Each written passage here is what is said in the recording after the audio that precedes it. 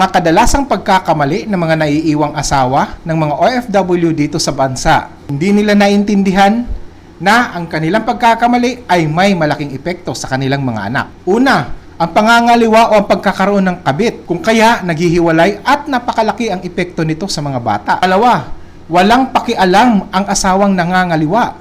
Marami pa yung mga excuses para ma-justify lang ang kanyang pagkakamali. Pangatlo, walang pakundangan kung gumastos. Hindi marunong humawak ng mga remittances o mga pinapadalang pera ng kanilang mga asawa na nasa labas ng bansa. Pang-apat, walang investment dahil hindi nga nag-aaral at hindi natututo sa tamang paraan ng pag-i-invest. Pang-lima, walang naipong pera dahil nga gastador at kadalasan pa nauubos ang pera sa kanilang bisyo, sugal, pangangaliwa at alak. Gusto nyo ba magkaroon tayo ng mas malalimang diskusyon tungkol dito? Please